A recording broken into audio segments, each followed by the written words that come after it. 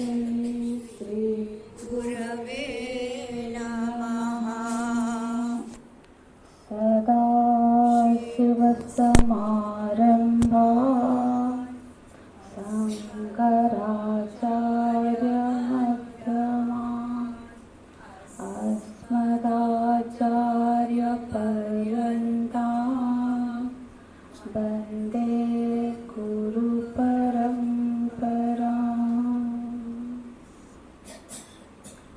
वन्दे गुरुपरम्पराम्।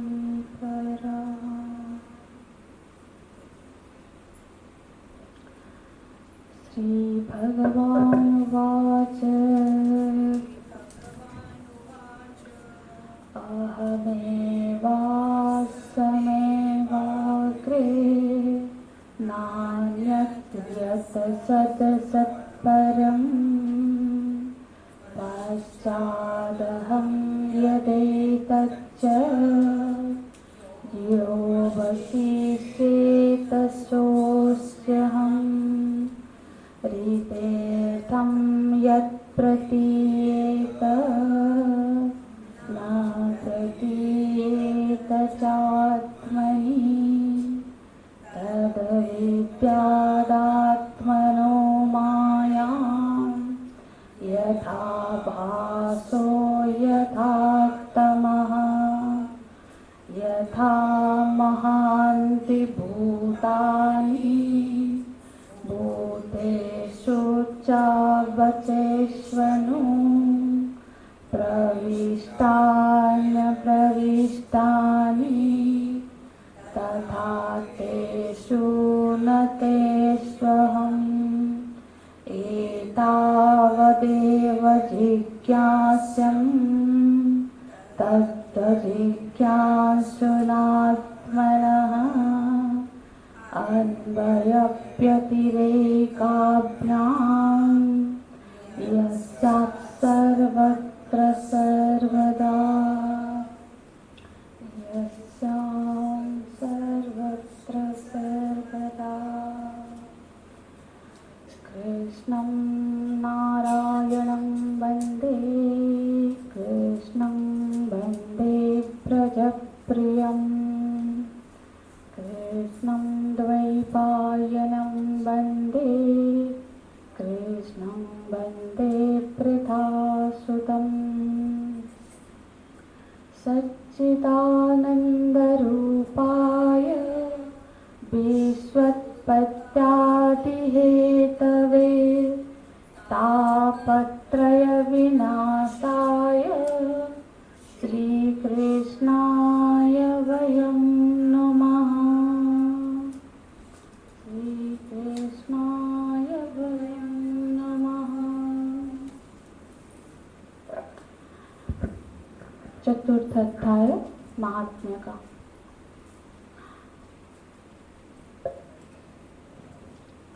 के विशुद्धत्वं वदन्तु मह्यम्। सनकादि ऋषियाँ प्रमुख वक्ता है और नारद आदि अनेक देवी देवता ऋषि मुनिगण श्रोता है।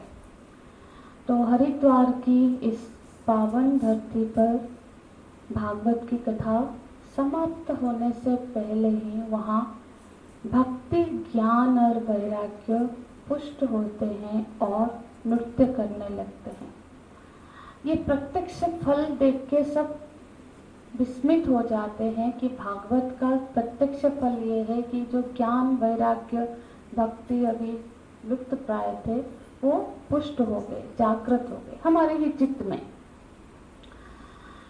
तो फिर नारद जी प्रश्न करते हैं सनकादि ऋषियों से कि ये जो भागवत की कथा है जिसकी महिमा इतनी गाई गई, क्या ये भागवती कथा से सिर्फ ज्ञान वैराग्य और भक्ति ही पुष्ट होते हैं या फिर इसका कोई अन्य फल भी है? क्या इससे पापों का नाश भी होता है? क्या इससे अंतःकरण की शुद्धता भी होती है? तो सनकादि बोलते हैं, नारद जी, भागवत कथा के श्रवण से इतने पाप नष्ट हो सकते हैं। मतलब एक ऐसा व्यक्ति जिसने अपने जीवन में पाप के अलावा कुछ भी ना किया हो, और यदि उसको जीवन रहते हुए यदि भागवत कथा श्रवण का मौका ना भी मिला हो, और अब ऐसा पापी है तो प्रेत योनि में जाएगा, प्रेत पिशाच योनि में, उस योनि में रहते हुए भी यदि उसको भागवत श्रवण का अवसर प्राप्त हो जाए तब भी वो मुक्ति को प्राप्त हो सकता है। ये भागवत की महिमा है। तो इससे सब बड़ा विस्मित होते हैं। तो सनकादिक बुद्धि बोलते हैं, हम आपको एक इतिहास की कथा सुनाते हैं जो हमने पिछले कक्षा में थोड़ा सा प्रारंभ किया था। तुंगभद्रा नदी के किनारे आत्मदेव नाम का एक ब्राह्मण रहता है और उसकी पत्नी होती है धुंधु। दोनों के चरित्र की हम थोड़ी चर्चा किए थे। आत्मदेव ब्राह्मण होता है, बड़ा धार्मिक ब्राह्मण होता है, पंडित भी होता है, और धुंधली बड़ी उससे विपरीत स्वभाव की होती है, बड़ी कली हुडी जो जिसको बोलते हैं, जो सबसे कलह करती रहती है, बहुत ही कुतर्क करती है, ऐसी उसका स्वभाव होता है। पर उनकी गृहस्थी चलती रहती है। विवाह के बहुत दिन होने के बावजूद भी, बहुत साल बीतने के पर भी उनको कोई संतान नहीं होता है। इससे आत्मदेव बड़ा दुखी होता है और सोचता है कि ऐसा जीवन रख के क्या फायदा, कि अब मैं जब सुबह पितरों को तर्पण देता हूँ तो पितरों भी बड़े दुखी मन से ग्रहण करते हैं कि इसके बाद तो हमारे कुल में हमको तर्पण करने वाला, जल चढ़ाने वाला भी कोई नहीं रहेगा।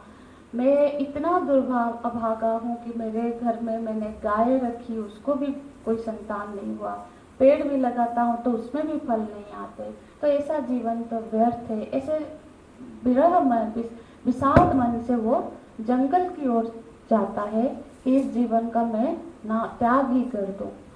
पर उसके सत्कर्म थे जिससे उनको एक संत की से साथ उनकी भेंट हो जाती है। संत उनके दुख का कारण पूछते हैं तो फिर वो अपने दुख का कारण बताते हैं। फिर संत जब कारण जानते हैं कि ये संतान की इच्छा के वश इतना अस्थिर हो गया है कि अपना प्राण ही त्यागने के लिए तैयार हो रहा है, तो फिर वो बड़े दुखी होते हैं और समझाते हैं कि हे ब्राह्मण, ये क्या तुम बेटा बेटी के चक्कर में पड़े हो? ये तो दुनिया का सबसे बड़ा, सबसे महान अज्ञान है। कौन किसका बेटा है? आप तो शास्त्रज्ञ हो, शास्त्र को जानने वाले हो। आपने शास्त्र में अंग राजा की कथा सुनी होगी। अंग एक बहुत महान राजा थे, बड़े धार्मिक राजा थे। उनका पुत्र वेणु इतना अधार्मिक हुआ, बहुत ही प्रजा पर कष्ट, ये इतना उन्होंने राजा को कष्ट दिया कि राजा सब त्याग करके जंगल में चले गए। आपने तो सागर महाराज की कथा सुनी होगी कि सागर को 60,000 पुत्र थे, पर वो पुत्र का कितना दुख उनको उठाना पड़ा। उनके पुत्र इतने उद्दंडी हो गए थे कि कपिल भगवान की उन्होंने अपमान किया, और उस अपमान के वजह से वो सब भस्म हो गए। और उनकी कई पीढ़ियां उनके उद्धार के लिए अपना पूरा जीवन व्यतीत की। फिर भागीरथ उनके वंश में आए और उन्होंने गंगा को धरती पे लाके अपने वंशजों का उद्धार किया। तो ऐसे चित्रकेतु की कथा सुनते हो कि संतान के इच्छा से वो कितना दुख जीवन में भोगा। इस तरह से उनको बहुत समझाने का प्रयत्न करते हैं। तो वो ब्राह्मण बोलता है कि महाराज, मुझे प्रवचन ना दीजिए, मेरा मन अभी ये सब कथा में नहीं लगता है, मेरा मन बड़ा व्यतीत है। आप तो बैरागी हो, आपको क्या पता संतान का सुख क्या होता है, गृहस्थी का सुख क्या होता है। अब कहने को तो मैं भी ऐसे बड़े बड़े प्रवचन दे सकता हूँ, पर मेरा मन बड़ा व्यथित है। मैं इस कामना से बड़ा व्यथित हूँ कि मेरे घर में एक गृहस्थ हूँ मैं, और जिस गृहस्थ के घर में बच्चों की किलकाली नहीं घुसती वो तो श्मशान प्राय है। तो इस दुख से आप मुझे निवारण करिए। मुझे अभी ये सब बातों का मेरे अंदर कोई प्रभाव नहीं पड़ रहा है। तो संत देखते हैं कि इसको अभी समझा के कोई फायदा नहीं है, तो वो बोलते हैं, अरे ब्राह्मण, मैं तुम्हारा रेखाएं पढ़ रहा हूँ तुम्हारे माथे की कि तुम्हें इस जन्म में क्या 7 जन्म तक तुम्हें संतान सुख की प्राप्ति नहीं है। तो इससे फिर वो ब्राह्मण और भी व्यथित हो जाता है कि एक जन्म का दुख से ही मैं इतना दुखी था और आपने तो मेरा दुख और बढ़ा दिया कि 7 जन्म तक मुझे कोई संतान नहीं मिलेगा। शास्त्रों में तो ऐसा बताया गया कि संत यदि मिल जाते हैं तो वो तो दुखों का निवारण कर सकते हैं, तो शास्त्र सत्य है तो आप मेरे दुख का निवारण करिए। और इस तरह से वो तर्क करने लगता है, नहीं तो मैं अपना प्राण आप ही के सामने त्याग दूंगा जिससे कि आपको कोई ब्रह्म हत्या का दोष लगेगा। दोष से तो नहीं, ऐसे संत कृपालु ही होते हैं, उनको इस पर दया आती है और वो सोचते हैं अभी शायद इस कामना की पूर्ति से ही इसको जीवन का मार्ग, जीवन की समझ आएगी और वैराग्य आएगी। तो वो कृपा पूर्वक अपने झोली से एक फल निकालते हैं, उसको मंत्रित करते हैं और उसको देते हैं कि ये फल ले जा और अपनी पत्नी को देना, फिर उससे तुम्हें संतान की प्राप्ति होगी। पर कुछ नियम होते हैं कि आप जब इस तरह से कृपा पूर्वक फल प्राप्त करते हो तो आपको सत्य का आचरण करना चाहिए, बिल्कुल ब्रह्मचर्य मतलब पवित्रता का आचरण करना, इस तरह से आप तीर्थों में वास करना, इस तरह से नियमों का पालन करते पूर्वक तुम ये 9 महीने बिताना जिससे कि तुम्हें एक उत्तम संतान की प्राप्ति होगी। ब्राह्मण अत्यंत प्रसन्न हो जाता है और दंडवत प्रणाम करके कृतज्ञता ज्ञापन करते हुए वो घर को भाग के आता है और अपनी पत्नी को वो फल देता है कि तू इसको खा ले तो तुझे पुत्र की प्राप्ति होगी। अब धुंधली तो इतनी आसानी से भक्ति हृदय तो है नहीं कि मान ले, तो कोई कभी फल खा के कभी कोई संतान हुई है, कहाँ से उठा लाए, कोई कौन सा सन्यासी आपको क्या दे दिया, इस तरह से वो बोलने लगती है। पर बोलती ठीक है मैं नहा के शुद्ध होके फिर खा लूँगा। फिर वो ब्राह्मण क्या करता है, उसको हाथ में पकड़ा के फिर वो गांव में चला जाता है अपना ये कथा सबको सुनाने की मेरे को ऐसे ऐसे संत मिले, ऐसा हुआ।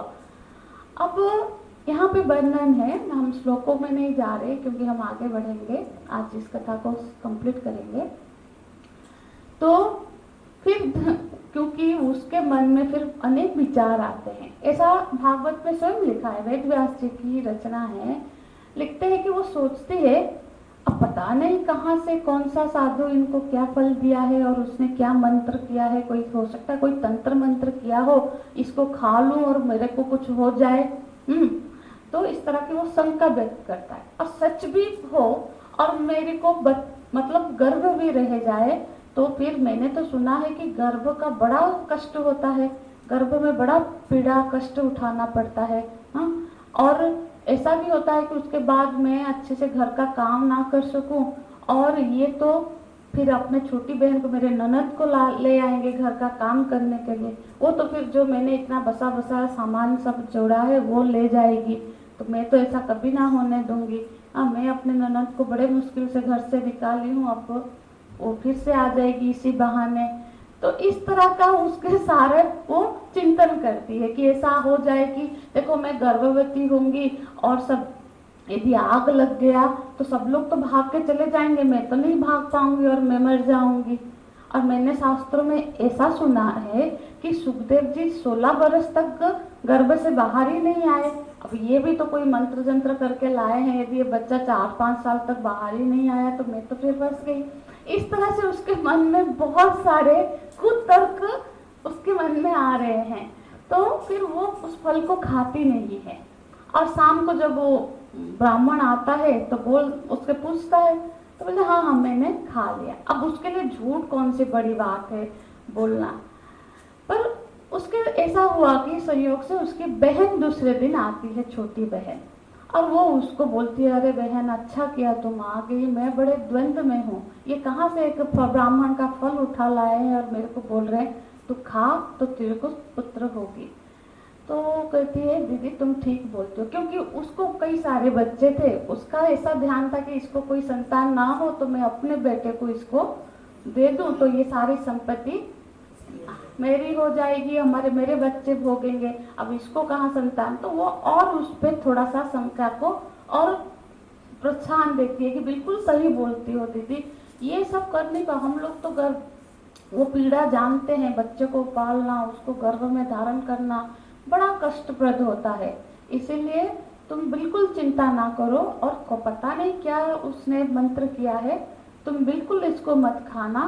और रही बात जीजा जी की, तुम उनको बोल देना कि तुम गर्भवती हो, हाँ, क्योंकि मैं अब गर्भवती हूँ, मैं अपना संतान ये वाला तुम्हें दे दूंगी, और मैं बोल दूंगी कि मेरा गर्भ का नष्ट हो गया। और इस तरह से दोनों बहनें, और तू थोड़ा प्रिटेंड कर लेना, क्योंकि अभी तो वो ब्राह्मण तो तीर्थ भ्रमण में जा रहे हैं, कि तू गर्भवती है। इस तरह से जब कुछ महीने बीतते हैं तो उसकी छोटी बहन को एक पुत्र होता है, जो ये उसको सौंप देती है। पर उस फल को परीक्षा करने के हिसाब से उन लोगों ने वो फल को उनके घर में जो गाय था उसको खिला देते हैं कि सच में इसमें कुछ है या नहीं। अब ऐसा होता है कि 1 महीने के बाद वो गाय से भी एक मनुष्यकृत बच्चा, मनुष्य का, क्योंकि वो तो था ही संत का आशीर्वाद, पर उसके दोनों कान गाय जैसे होते हैं। तो नामकरण किया जाता है कि उसको आत्मदेव नाम देते हैं कि गोकर्ण, और इसके नाम धुंधली बोलती है मेरे नाम से ही रहेगा धुंधकारी। अब समय जाते हुए क्या होता है ना, दोनों ही इसमें मैंने दोनों का कीर्ति बढ़ती है, एक की सुख्याति और विख्यात दोनों ही हो रहे हैं, एक कुख्यात हो रहा है और एक विख्यात हो रहा है। जो गोकर्ण थे बड़े पंडित बनते हैं, सारे शास्त्रों के ज्ञाता बनते हैं। पंडित माने जो जिसको विवेक है सत्य और असत्य का, क्या सही है क्या गलत है, क्या सत्य है क्या असत्य है, जिसको इसका विवेक है उसी को पंडित बोलते हैं। गीता जी में भी भगवान ने कहा ना, असोचानं अनुसज्जस्तम प्रज्ञावादांश वासते गतासो न अगतासुंच नानु सोचन्ति पंडिताः।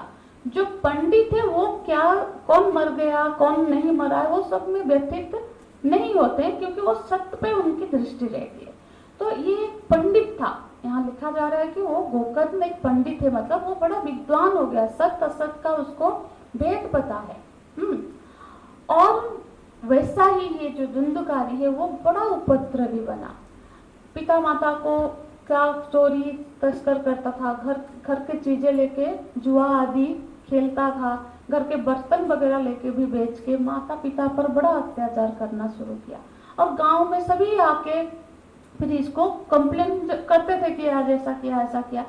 बहुत ही व्यथित होके आत्मदेव फिर सोचते हैं कि ऐसा जीवन, इतना निंदा मुझे सुनने को मिला कि पुत्र के लिए इतना मैंने ये किया, और इस पुत्र में मेरा चारों तरफ जो सुख ख्याति थी अभी अपकीर्ति हो गई है, ऐसा जीवन को मैं त्याग दूं। देखो, कभी पुत्र नहीं था बोल के वो शरीर त्यागने का सोच रहे थे, अब पुत्र ही वजह है उसके शरीर को त्यागने के इच्छा का। तो इस भावना को जब देखते हैं कि गोकर्ण जी के पिताजी बड़े ही व्यथित है, वो उनके पास आते हैं और उनको बोलते हैं, यहाँ एक अच्छे सा सत्संग होता है, वो फिर बोलते हैं कि पिताजी आप क्यों इतना व्यथित हो रहे हो, ये संसार को तो आप जानते हो, संसार तो दुखालय ही है, यहाँ सुख जो है वो भ्रांति है, संसार में जो सुख दिख रहा है वो भ्रांति है, वो मृगमरीचि का है, संसार में सुख है ही नहीं। ये पूरी सृष्टि में चाहे वो इंद्रपद भी हो वो भी चिंतित रहता है, वो भी परेशान है, जो चक्रवर्ती सम्राट है वो भी निश्चिंत नहीं है, वो भी परेशान है। तो सुख तो संसार में है ही नहीं, सुख सिर्फ वैराग्य में है। तो वैराग्य, जिसको संसार के सुखों से वैराग्य हो गया है, जिसके मन में अभी कोई कामना नहीं रही, वही है कि अभी वो सुख को जानता है। तो फिर आत्मदेव बोलते हैं कि बेटा मैं तो चाहता हूं कि मैं इस संसार के बंधन से छूट जाऊं, पर मुझसे होता नहीं है, मैं ये सब बंधन को काट नहीं पा रहा हूं। तो उसका उपाय बताते हैं। भागवत में पंचम अध्याय में ये जो 2 श्लोक है बड़े महत्व के है, 79 और 80। इसमें इस संसार जंजाल से छूटने के उपाय गोकर्ण जी अपने पिताजी को समझा रहे हैं। क्या बता रहे हैं? देहस्मिन् मासद रुधिरे है, वो बोल रहे हैं कि ये जो संसार में दो तरह के बंधन से हम सब बंधे हैं। क्या है? हाँ, एक का अहमता और एक ममता। ठीक है, अहमता माने मैं, ये देह में मैं बुद्धि, ये एक बंधन है। और ममता, इस देह के जो सारे रिश्ते नाते हैं उनके प्रति जो ममता है, जो आसक्ति है, ये दो रज्जु है जिसने हमको संसार में बांध रखा है। हाँ, जबकि हम ये पंच महाभूत का जो ये शरीर है, ये तो पंचायत का धर्मशाला जैसा है। पंचायत का धर्मशाला मतलब क्या होता है? जो पंचायत होते हैं ना गांव में, वहां एक ऐसा रेस्ट हाउस वो बनाते हैं गांव में कि कोई भी राह चलता आए तो रह सके, हाँ, रात्रि यापन कर सके, एक आध दिन रह सके अपने काम के लिए। तो वो पंचायत के धर्मशाला जैसा है, जो कि गांव के सभी ने मिलकर, पंच महाभूतों से मिलकर वो बनाए, वो किसी का नहीं है। तो ऐसा जो ये शरीर है, ये भी एक धर्मशाला जैसा है। और उस धर्मशाला में जब कोई क्या करता है ना, मैं इसका मालिक बना, मतलब उसका वो कब्जा कर लेता है, तो उसकी स्थिति है, कब्जा करेगा तो फिर क्या होगा? निकाला जाएगा।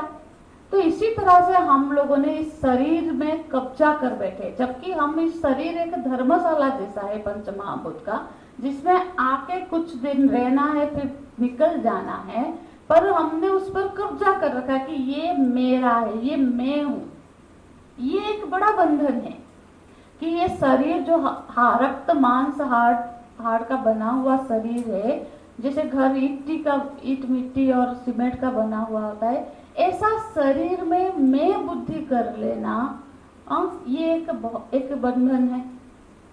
दूसरा, इस शरीर के जो सारे रिश्ते हैं, उन रिश्तों से ममता कर लेना। ये तो वैसा ही है जैसे ट्रेन में हम सफर कर रहे हैं, हमने जहां से हमारा रिजर्वेशन है चढ़े और उस सीट में बैठे, तो पहले से कुछ बैठे हैं, बाद में कुछ लोग आ रहे हैं, ये यात्रा चल रही है। अब जब हम बैठ जाते हैं तो सबके साथ घुल मिल जाते हैं, बातचीत होती है, कुछ अच्छा समय हम बिताते हैं, है ना।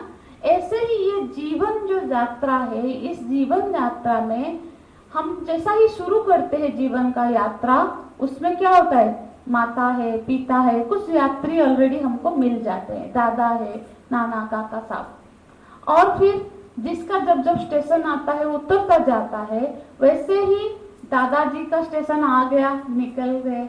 हाँ, ऐसे फूफा जी का स्टेशन आ गया तो कुछ लोग उतर रहे हैं, और हम इतना आसक्त है कि उसके उतर जाने पर हम बिल्कुल व्यथित हो रहे हैं। और कुछ जैसे नई शादी हो गई, नए यात्री आ गए, बच्चे हो गए, नए यात्री आ गए।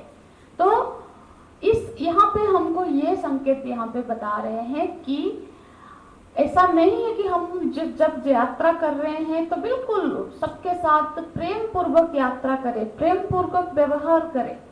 हाँ, जो नियम है, अपना नियम, अपने सीट में बैठना है, दूसरों को परेशान नहीं करना है, पर ऐसा आसक्ति ना हो कि अपना स्टेशन उतरने का आ गया और उससे लिपट के रोए जा रहे, तुम्हें तो छोड़ने का मन नहीं हो रहा है, मैं नहीं छोड़।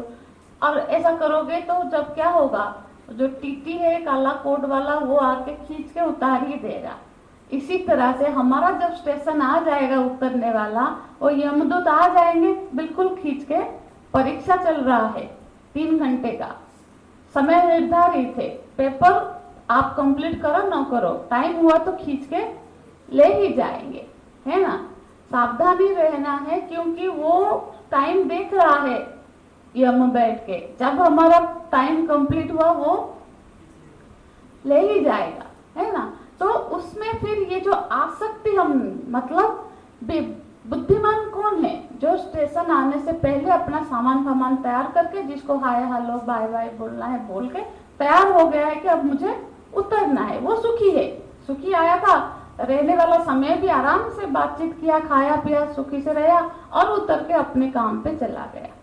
हाँ, तो ये चीज करो कि जितना हमने जन्म लिया है, हमारे कुछ कर्तव्य है, हमको शरीर धारण के लिए कोई कर्म लेना है, वंश की आगे को बढ़ाने के लिए गृहस्थ आश्रम में पति पत्नी जिसके प्रति जो जिम्मेदारियां है वो करते हुए अपना स्टेशन आने से पहले ऐसी तैयारी हो जाए कि सबसे निपट ले कि मैं उतरने के लिए तैयार हूँ। ऐसा ना हो कि हम फिर स्टेशन भी आ गया है और लिपटे ही है ना। तो ऐसी तैयारी हो जाए कि जैसे हम यहाँ पे कथा सुनने आ रहे हैं, क्लास अटेंड करने आ रहे हैं, कोई मिल गया तो शास्त्र नहीं बोल रहा कि उसको हरियम ना बोलो, हरियम बोलो, 1 मिनट उससे बात करके आ जाओ। ऐसा ना कि उसी को फिर बातें करने लग गए कि 1 घंटा हो गया और क्लास भी कंप्लीट हो गया। जैसे हम लोग का लक्ष्य, मतलब बात है कि हमारा क्या लक्ष्य है, हाँ, वो लक्ष्य ध्यान में रहे। अभी हमको शरीर मिला है तो मानव शरीर का लक्ष्य क्या है? परमात्मा की प्राप्ति। वो लक्ष्य भूल न जाए मिलने में ही। हमने क्या किया, जो संसार में जो हमारे कर्तव्य के रूप में आए, माता पिता का सेवा करो शरीर के हिसाब से, पत्नी के प्रति, पुत्रों के प्रति, बच्चों के प्रति रेस्पॉन्सिबिलिटी करना, पर उसी को ही करने लग गए। जो लक्ष्य था वो तो छूट गया। यही जीवन का उद्देश्य नहीं था। जीवन के रास्ते में आए पर हमने लक्ष्य को छोड़ के यही लक्ष्य बना लिया, जीविका को ही लक्ष्य बना लिया, कमाई ही लक्ष्य हो गया। मरते दम तक घर ही संभाल रहे हैं, है ना। दायित्व से अवहेलना नहीं बोले जा रहे, पर पता होना चाहिए। भगवान शंकराचार्य जी लिखते हैं, जन्म तब सार्थक है जब इस जन्म के बाद और जन्म लेना ना पड़े। उसी का जन्म सार्थक है जब उसने ऐसा जीवन जी लिया कि उसको फिर जन्म लेना ना पड़े। मृत्यु तब सार्थक है जब उसको दोबारा मरना ना पड़े। मरना मतलब क्या? एक बार ऐसा मरा, अपना अहम ही खत्म हो गया, मर गया, तब जाके मृत्यु की सार्थकता है। और मृत्यु से मृत्यु को प्राप्त होने वाला ये चक्कर, ये कोई सार्थक जीवन नहीं है ना। तो ये इस तरह से अनेक उपदेश गोकर्ण जी अपने पिताजी को अनेक तरह से समझाते हैं कि ये जो संसार बंधन में फंसे हो, यही तुम दुखी क्यों हो रहे हो, क्यों मृत्यु करना। संसार को देख लिया परीक्षा करके कि ये संसार है, ऐसा है। संतान देखो, मैं संतान के लिए इतना हो रहा है, संतान ऐसा है। तो कोई बाहर का चीज, संसार का चीज सुख का कारण नहीं बन सकता। इसीलिए इसको छोड़ के तुम अपने परमार्थ की मार्ग पर चलो। तो अब देखो, सत्संग तो सबको मिलता है, पर आत्मदेव ने उसको आत्मसात किया। फिर उन्होंने गृह त्याग करके वन में गए और 10वां स्कंद, देखो भागवत में 2 जगह पे आती है कि साधना उन्होंने क्या अपनाई। 10वां स्कंद का पढ़ाई, पूरे भागवत की नहीं, 10वां स्कंद का प्रतिदिन पाठ। अजामिल की कथा में भी हम सुनेंगे, अजामिल को जब यमदूत और देवदूत की बात सुनता है, अजामिल मरता नहीं है तब, है ना, वो तो देख रहा है, पर उसको तो फिर यमदूतों को भगा देते हैं विष्णुदूत, तो वो फिर जी जाता है, पर उसको वो चीज याद रह जाती है और फिर तुरंत वो हरिद्वार चला जाता है। वहां अपना जो बाकी का समय है वो फिर क्या करता है, 10वां स्कंद का, प्रतिदिन 10वां स्कंद का अध्ययन करता है। जब अच्छे से अभ्यास हो जाता है ना, वो आराम से 10वां स्कंद का अध्ययन कोई साधना में कर सकता है। मैं परीक्षा करने के लिए देख रही थी, जब ऐसा पढ़ा कभी कि एक दिन में 10वां स्कंद कितना टाइम लगता है, पढ़ा जा सकता है क्या? 10वां स्कंद में 2 उत्तरार्ध है, दक्षिणा है ना, 2 पूर्वार्ध उत्तरार्ध है, तो दोनों पढ़ने में 9 घंटे लग गए थे, क्योंकि मैं बिल्कुल नई थी संस्कृत पढ़ने में। पर मैं आराम से पढ़ पाए, ऐसा कोई नहीं हुआ कि पढ़ नहीं पाए, पढ़ पाए। और जिसकी आदत हो जाएगी और भी पढ़ सकते। तो उन्होंने क्या किया, 10वां स्कंद का नित्य प्रतिदिन पाठ का व्रत लिया और फिर परम गति को प्राप्त हो। ये तो आत्मदेव की गति हो गई। अब जब आत्मदेव घर छोड़ गए तो अब ये जो धुंधकारी था वो और उपद्रवी हो गया और अपने माता को मारपीट करने लगा, घर से सारा सामान ये करने लगा। तो खूब एक दिन उसने खूब मारा कि सारा सामान, मतलब पैसा छीन लिया। ये बड़ा व्यथित होकर रात को घर से निकल गई और एक अंधे कुएं में गिरकर धुंधली आत्महत्या कर ली, मर गई।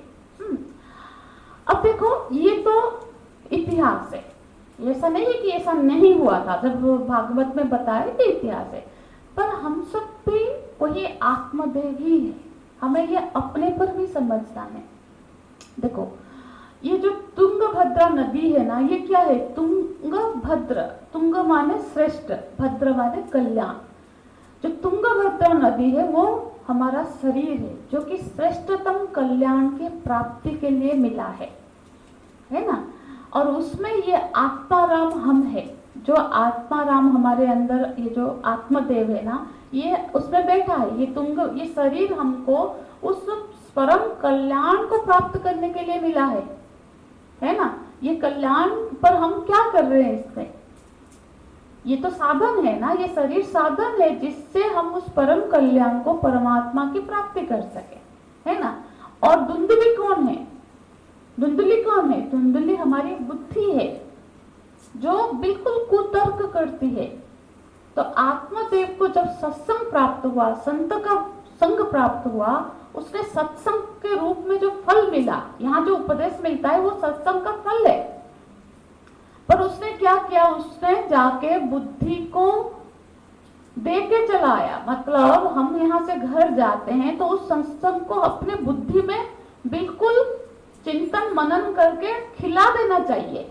उसने खिलाया नहीं, लेके चला गया। हम भी यही करते हैं, लिए और बुद्धि को तो खिलाया नहीं, सिर्फ सुना। फल तो हमको भी मिलता है, पर सोचो यदि धुंधली ने वो फल खा लिया होता तो गोकर्ण इसी का पुत्र होता, और जो धुंधकारी तो जीवन में आता ही नहीं, धुंधकारी का कोई एग्जिस्टेंस नहीं रहता। यदि हम सत्संग से प्राप्त फल को, बुद्धि को खिला देते तो हमारे जीवन में भी जो ये धुंधकारी जो फैला है, जो कष्ट दे रहा है, हमको ताड़ना दे रहा है, हमको सता रहा है, वो तो पैदा ही नहीं होता, है ना, फल को। अब क्या हुआ? आत्मदेव तो फिर भी वही, देखो खिलाया नहीं, फिर भी सत्संग का ही फल है। जो गोकर्ण है, उसी ने आत्मदेव को सत्मार्ग में चलाया, उसी ने फिर उसको इस झंझट से निकाल कर दिया, है ना। पर धुंधकाली क्योंकि उसको सत्संग की फल प्राप्त नहीं हुई बुद्धि को, तो वो क्या हुआ? गड्ढे में, कुएं में, अंधक कुएं में गिर गया, है ना। इसी तरह से हमारे जीवन में भी देखो, हम सत्संग में बहुत चीजें सुनते हैं, याद नहीं रहता है, हमको लगता है कि याद नहीं है, पर वो अपने संस्कार में कहीं ना कहीं पड़ा। और जीवन में हमेशा सबके साथ ऐसा होता है कि कभी ना कभी कोई ना कोई परिस्थिति आती है जब हम द्वंद्व में होते हैं कि क्या करूं, अब क्या करना चाहिए, और उस समय उस सत्संग के सुने हुए चीज याद आती है जो हमें मार्गदर्शन करा देती है। तो इसीलिए वो जो चीज है, जिस तरह से वो भटक रहा था, आत्महत्या करने जा रहा था, तब गोकर्ण जी का उपदेश ही उसको उससे, हाँ, अब क्योंकि जीवन में सत्संग नहीं है, इसलिए बहुत जल्दी वो लोग व्यथित हो जाते हैं और आत्महत्या जैसा निर्णय ले लेते हैं। जीवन को, इस शरीर को इतना महत्वपूर्ण मान लेते हैं। इसी मतलब एकता बनी हुई है कि थोड़े से दुख आया और बिल्कुल विचलित हो गए कि शरीर आत्महत्या जैसा पाप, क्योंकि वो सही, यदि बचपन से ही ऐसे संस्कार होते हैं ना जिसके मन में, वो कभी आत्महत्या जैसा कभी काम नहीं करेगा। जीवन में समस्या तो सबके ही लाते हैं, है ना। तो इस तरह से हर चीज का जो उपाख्यान होते हैं ना, वो हमारे लिए ही है। ये धुंधली कोई बाहर ही बैठी है, ये आत्मदेव कोई बाहर बैठा, बाहर है, पर ये हमारे अंदर भी है। वो बुद्धि जिसको कभी सत्संग प्राप्त नहीं हुई, वो ही धुंधली है ना। और सत्संग में जाए तो हम किस तरह से उसका करें, वो भी हमें उससे फायदा लेना है ना। तो ऐसा होता है कि फिर क्या होता है, जब धुंधली भी नहीं रही तो धुंधकारी अब बहुत चोरी चपारे करने लगा। घर में तो कोई रहा नहीं, वो कुछ गणिकाओं को, वेश्याओं को लाके घर में रखने लगा। अब उनको तो बहुत पैसे चाहिए होते हैं, तो चोरी तका करके कहाँ से उठा के पैसे लाके उनको, एक दिन ऐसा हुआ कि वो बहुत सारा धन कहीं से चुरा के लाया और खूब, तो फिर तब ये जो गणिकाएं थी वो आपस में बात किए, देखो ये इतना सारा पैसा लेके आ रहा है, कि जरूर किसी बड़े आदमी का अभी चोरी किया है तो जरूर इसको राजा के सैन्य पकड़ेंगे और हमको भी फिर पकड़ेंगे क्योंकि हमारे पास पैसे हैं, तो ऐसा करते हैं कि इसको मार डालते हैं। और अभी हमारे पास तो इतना पैसा है कि हम आराम से रह सके, हम अपना ये पैसा है। देखो बुराई जो बोलते हैं ना, खिसकता हुआ पांव ना नीचे की तरफ ही होता है। आप एक बुरा काम करो ना, वो और बुराई की तरफ ही आपको आकर्षित करती रहेगी। गलत मार्ग में गए मतलब आपने एक झूठ बोला ना, उस झूठ को छुपाने के लिए, उसको ये करने के लिए आपको 100 झूठ बोलने पड़ेंगे। झूठ ही बुलवाता है, चोरी और बुराई की तरफ ही ले जाता है। तो देखो, क्योंकि वो सब भी पैसे के लिए गलत काम कर रहे थे, तो वो गलत चिंताधाराएं हैं, गलत चीजें ही रहेगी। और इतना गलत आदमी भी हो, एक सत्कर्म उससे हो जाता है, अनजाने में भी हाथ में, हमने शास्त्रों में बहुत देखा है, उससे कोई अच्छा काम हो गया। जैसे हम शिव महापुराण मतलब शिवरात्रि की कथा में सुनते हैं, इतना बड़ा दुष्ट है, पशुओं को मारता है, पर उससे अनजाने में ही शिव जी का अभिषेक हो गया, शिव जी का पूजन हो गया, और उससे उसका अंतःकरण शुद्ध होने लगा, और एक एक करके वो उसको अच्छे की ओर ही, वो फिर एक अच्छाई फिर अच्छाई की तरफ ही उसको खींचता ले जाता है। तो ये है जीवन में। तो वो उन लोगों ने यहाँ धुंधुकारी की मृत्यु ना बड़ा कष्टप्रद दिखाया, उसका वर्णन किया। देखना, आप भी देखना, कोई जो बहुत पापी होते हैं ना, उनका प्राण भी आसानी से छूटता नहीं है, बड़े कष्ट भी भोगना पड़ता है। क्यों? क्योंकि उसके पाप तो कभी कभी किसी का क्या होता है ना, प्रारब्ध होता है कि किसी जन्म का कोई है वो काट देता है। कभी कभी ऐसे धुंधुकारी का क्या होता है कि वो लोग फिर उसको क्या करते हैं, बहुत शराब पिला देते हैं, गले में रस्सी डाल देते हैं, फिर भी वो नहीं मरता, तो जो चूल्हे में जलता हुआ अंगारे लाके उसके मुख में डालते हैं। इस तरह से बहुत बड़ा वर्णन है, फिर उसकी प्राण छूट जाते हैं। अब इस तरह से जिसका प्राण छूटा है तो उसका गति क्या है, फिर वो प्रेत बनता है, और प्रेत बन के वहीं पे ही भटकता है। और प्रेत योनि में क्या होता है ना, हम सोचते हैं, हम देख कर डरते हैं, ठीक है, प्रेत बड़ा कष्टप्रद योनि है, क्योंकि प्रेत में प्राण है और भूख प्यास प्राण का धर्म है, तो उसको भूख प्यास लगती रहती है और वो खा नहीं सकता उसका, क्योंकि उसके पास शरीर नहीं है। इसीलिए कभी कभी बोलते हैं ना, प्रेत किसी के शरीर में प्रवेश कर जाता है इस तरह से, क्योंकि वो भूख प्यास आदि से बड़े तड़पते रहते हैं, है ना। तब ऐसा हुआ कि इसमें फिर आती है कि वो यहाँ, अब गोकर्ण जी तो छोड़ के तीर्थ की तरफ निकल गए थे। अब उनको पता चला कि मेरा भाई भी नहीं रहा, और तो माता पिता का भी, तो वो सबका उन्होंने कई कई जगह पे श्राद्ध किए। तो गया वो तीर्थ में गए थे, गया तीर्थ में उन्होंने, यहाँ गया तीर्थ की भी वर्णन आती है, गया तीर्थ में उन्होंने फिर श्राद्ध किया। तो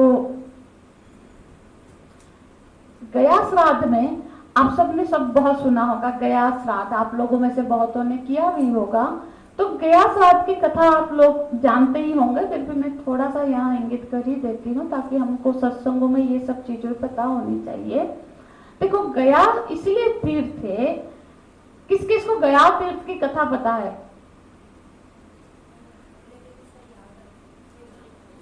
ठीक है, मैं बता देती हूँ। देखो, गया में एक असुर का नाम है, ठीक है, गयासुर, असुर कुल में वो पैदा हुआ था।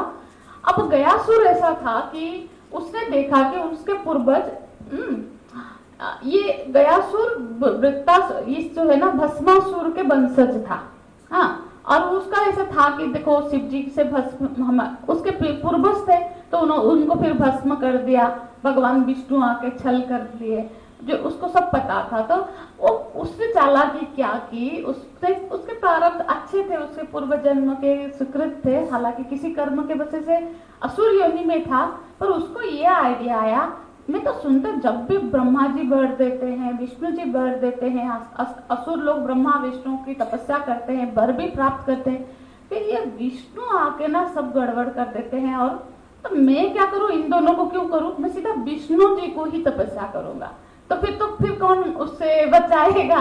तो उसने क्या किया, फिर विष्णु जी की घोर तपस्या की, और विष्णु नाम का महिमा से उसके अंदर से सारे जो आसुरी प्रवृत्ति है वो तो नाम की महिमा है, वो जैसा जैसा लेता रहा वो बिल्कुल शुद्ध होता रहा।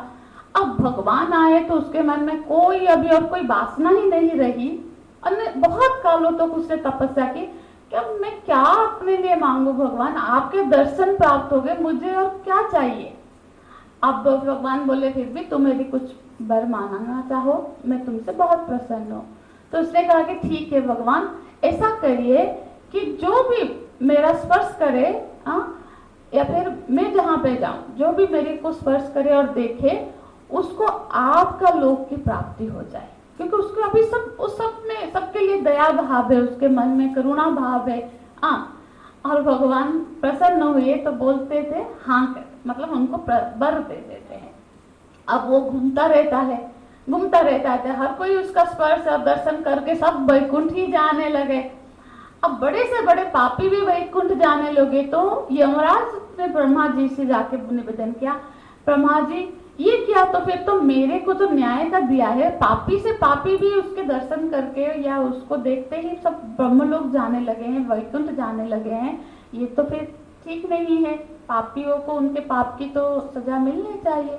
तो ब्रह्मा जी कहते हैं अब क्या करें, चलो इसको ना घूमता हुआ ना रख के एक जगह पे स्थिर कर देते हैं। तो क्योंकि उसका शरीर भी विशाल है, उसको बोलते हैं तो तेरे वो तो इतना अभी है कि जो भी मांगो वो परहित के लिए सब कुछ करेगा, उसके शरीर के ऊपर ही हम एक यज्ञ भूमि उसको बोलते हैं, तेरे शरीर के ऊपर हम यज्ञ करना चाहते हैं 100 वर्षों का। अब ऐसा हुआ कि उसको जाके जब देवताओं ने कहा कि हम एक बहुत बड़ा विष्णु जी का यज्ञ करना चाहते हैं और हमको आपका शरीर चाहिए, आपका शरीर सर्व पवित्र है जिसको दर्शन मात्र से मतलब वैकुंठ की प्राप्ति होती है, इससे पवित्र जगह और क्या होगी, हम आपके शरीर, आप लेट जाइए, आपके शरीर के ऊपर ही हम यज्ञ करेंगे। अब वो मान जाता है, वो लेट जाता है और वो यज्ञ करते हैं। उस यज्ञ से प्रसन्न होकर भगवान उसके शरीर के ऊपर ही खड़े होते हैं। जो विष्णुपदी आप हम लोग दर्शन करते हैं ना, तो फिर वो शिला रूप में वो जो एरिया है ना उतना वो गया उसका शरीर है, उसके शरीर के ऊपर फिर वहां भगवान उसको ये वर देते हैं कि इस क्षेत्र में गया के शरीर के ऊपर जो कोई भी अपने पितरों का पिंड देगा वो पितर उद्धार हो जाएंगे और जिसने पिंड दान किया उसका सर्व कल्याण होगा, उसको सारे पुण्य की प्राप्ति होगी। इसीलिए सब जाके गया में उस क्षेत्र में वहां विष्णुपति के रूप में भगवान जो खड़े थे उनके पद चिन्ह है मंदिर में। तो ये आती है गया तीर्थ की कथा। तो इस गया तीर्थ में ऐसा मान्यता है कि पितरों की तो हो जाती है।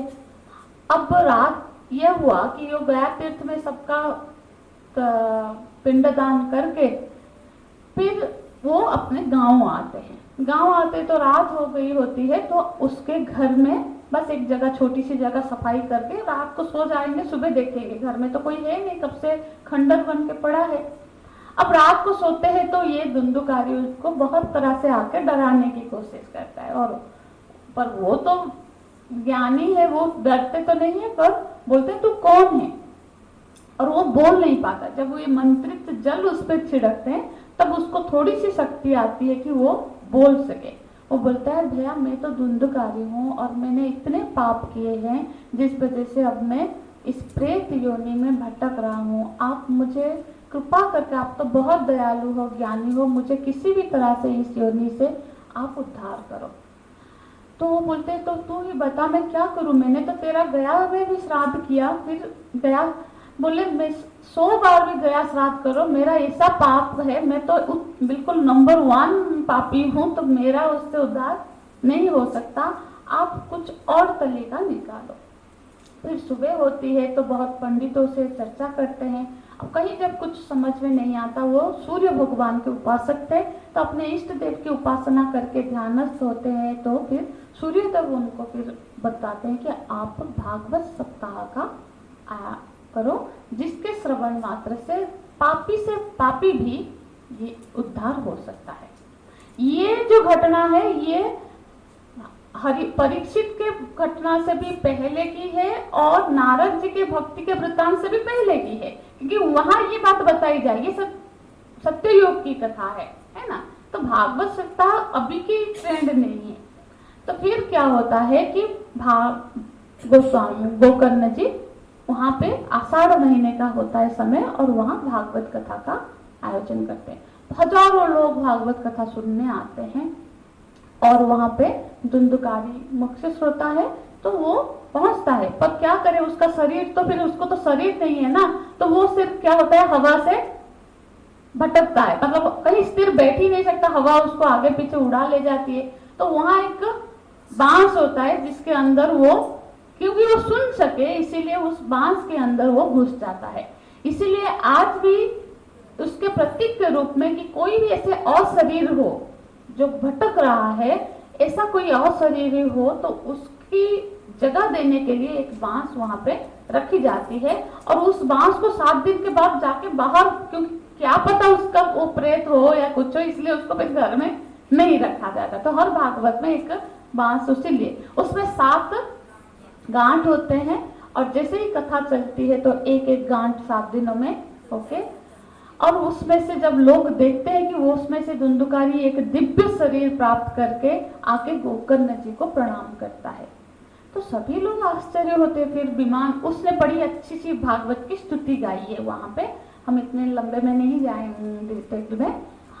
और वहां पे फिर आते हैं देवदूत उसको लेने के लिए, रथ आता है और एक ही रथ आता है जाता है। तो वो जाते हुए गोकर्ण जी उनको रोकते हैं, अरे ये कैसा अन्याय कर रहे हैं आप लोग, कथा तो हम सब ने सुनी, 1000 लोगों ने सुनी, तो एक ही क्यों मुक्त हुआ, हम सब क्यों नहीं हो रहे हैं, सबके लिए आप रथ लेके क्यों नहीं आए।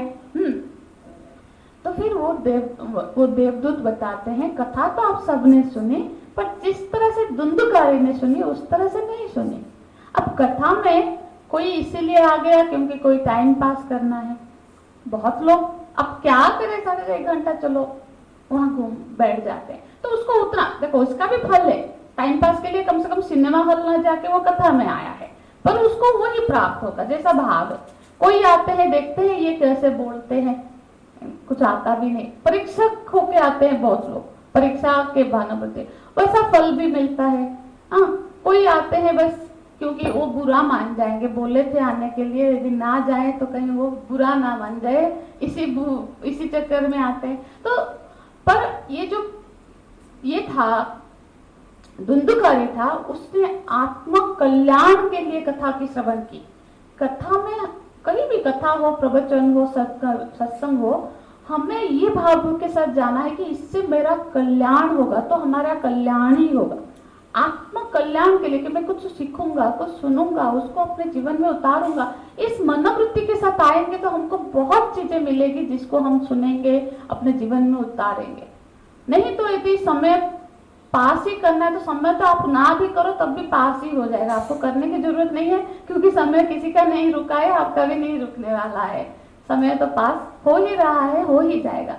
पर हम जब निकल रहे हैं ऐसी भावना हो कि हम एक ऐसी जगह पे जा रहे हैं, हमको ऐसा मौका मिला है कि जहां से हम कुछ सीखें और हम वहां से अपना कल्याण कर सके। क्या हो गया, थोड़ा रुक जाया करो, क्लास के बीच में आके कुछ नहीं करना। और ये रास्ता नहीं है उमेश, दोबारा वहां से नहीं आना। उसने मना किया था कि यहाँ से यदि आप आना जाना, उसने पर्टिकुलरली बोला था जिसने बनाया कि ये यूज मत करना, नहीं तो वो ऐसे खुला रहेगा।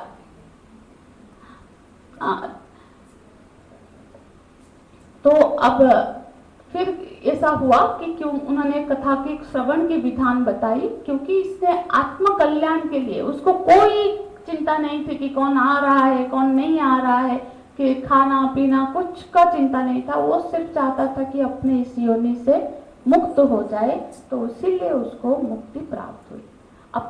अब फिर सभी जब दुखी होने लगे तो गोकर्ण जी से कहा कि कोई नहीं, हम अभी इसी भाव के साथ फिर दोबारा भागवत का श्रवण करेंगे। तो श्रावण के महीने में फिर दोबारा भागवत की कथा होती है, उसमें सब मुक्त होते हैं। सब मुक्त होते हैं मतलब अंदर से मुक्त होते हैं, सुख को प्राप्त करते हैं। मुक्ति का अर्थ नहीं कि शरीर ही त्याग के सब विमान में बैठ के चले गए, ऐसा नहीं। मुक्ति मतलब जीवन मुक्त हो गए, मतलब दुखों से मुक्त हो गए, बंधन से। जब तक शरीर का प्रारब्ध है, शरीर रहेगा, एक दिन शरीर तो चला ही जाएगा, है ना। अंदर से मुक्ति अंदर से होनी है, शरीर से तो, शरीर तो सबका जाएगा तो फिर सब मुक्त तो थोड़ी ना हो जाते हैं, मुक्ति वो नहीं मुक्त होती है।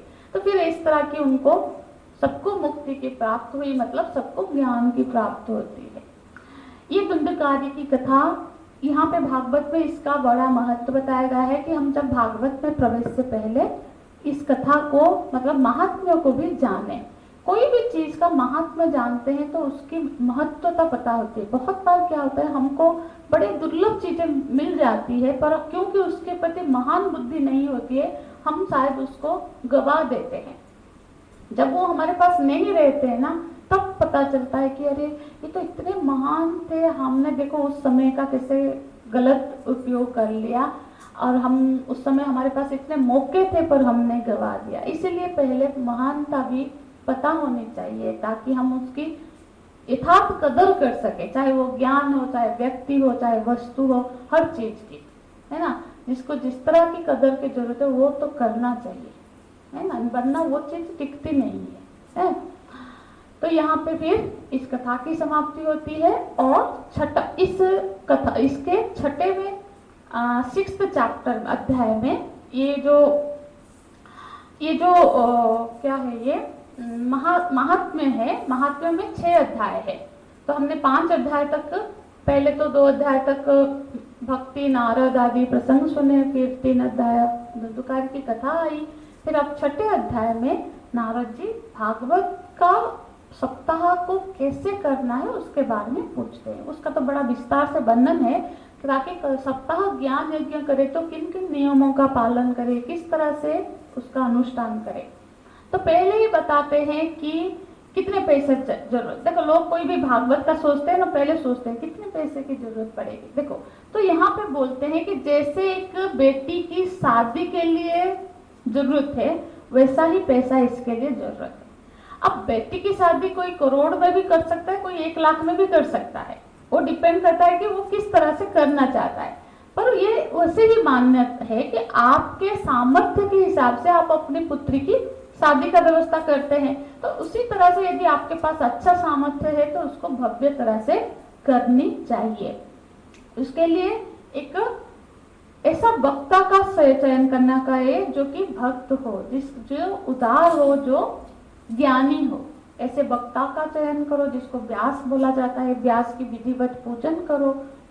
फिर वो अब कम से कम 5 ब्राह्मणों को आप मतलब उनको नियुक्त करो जो कि पाठ करे और जो निरंतर 7 दिन तक ओम नमो भगवते वासुदेवाय नाम का संकीर्तन करे, ताकि इस सत्संग मतलब में कोई विघ्न न आए।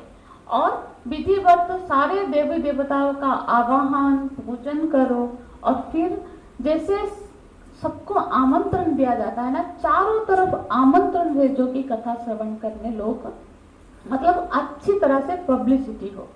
हाँ, इस तरह से कथा का बहुत नियम है। और कैसा खान पान होना चाहिए, खान पान ऐसा होना चाहिए कि जो कथा सुनने में मददगार हो। आप यदि पूरा भूखे रहोगे तो आपका ध्यान तो फिर भूख में और तब चला जाएगा, तो नहीं रह सकते, तो स्वल्पाहार करो। बहुत यहाँ तक कि लिखा है कि आप यदि पूरा उपवास कर सकते हो ठीक है, नहीं कर सकते हो तो 1 टाइम का खाओ। जल या फल में रहो, वो नहीं कर सकते तो 1 समय का खाओ। 1 समय का नहीं खा सकते हो तो 2 समय, 2 का नहीं खा सकते तो जितना खाना है खाओ, पर श्रवण सुनो। मतलब ऐसा कोई नियम नहीं है कि ऐसा खाओ ऐसा ना खाओ, अच्छे पकवान खाओ ना खाओ। सात्विक भोजन हो तो क्या होता है ना, मन में सात्विकता रहती है। बहुत राजसिक तामसिक भोजन होने से सिर्फ श्रवण प्रधान है। तो ऐसा ही हमारा दिनचर्या हो कि हम कथा श्रवण कर सके।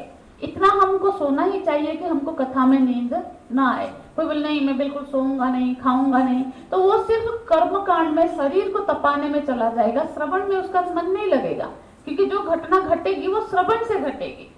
तो इसीलिए भागवत में बताया गया कि आपका दिनचर्या, आपका खान पान, आपका रहन सहन ऐसा हो उस 7 दिन कि आपके श्रवण में कोई भी विघ्न ना आए। मतलब प्रमुखता है श्रवण हो जाए, और ऐसी जगह हो जिसमें कि कंफर्टेबली बैठा जाए, कोई ऊपर बैठ के कंफर्टेबल है तो ऊपर बैठो, नीचे बैठ के कंफर्टेबल है तो नीचे बैठो। मतलब भागवत में ये बिल्कुल लिखा गया कि आपको कोई भी रेस्ट्रिक्ट नहीं किया गया कि नीचे ही बैठना है, बिल्कुल पद्मासन करके बैठ, ऐसा कुछ नहीं। बस है कि श्रवण करो और अपने कल्याण को मन में रख के कि इसके श्रवण से मेरा परम कल्याण हो सकता है, इस भावना के साथ उसका श्रवण करो। तो इससे श्रवण का विधान होता है। अब अभी हम नेक्स्ट में, क्योंकि हम भागवत में प्रवेश करेंगे और भागवत का जो पहला ही श्लोक है, मंगलाचरण है, वो पूरे वेदांत का सार है। मतलब जो नेक्स्ट क्लास में हम पढ़ेंगे जन्माद्यस्यतः, इसकी व्याख्या ही 7 दिनों तक होती है।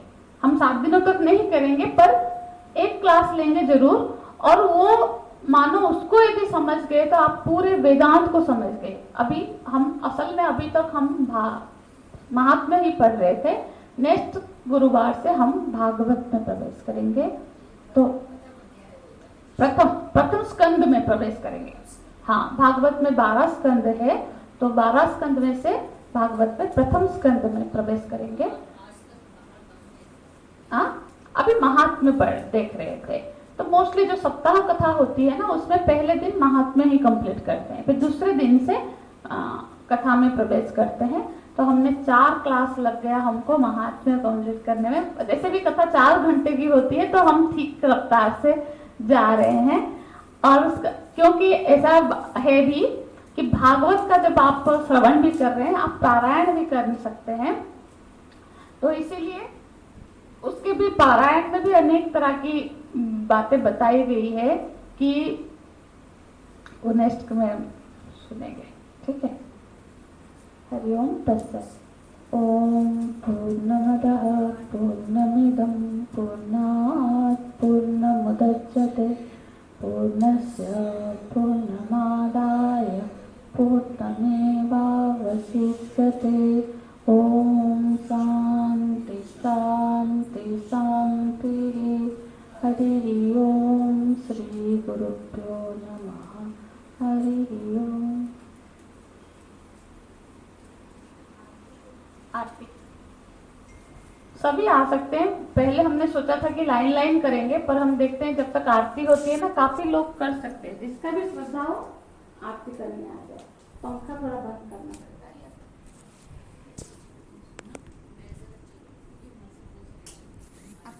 कोई काम है?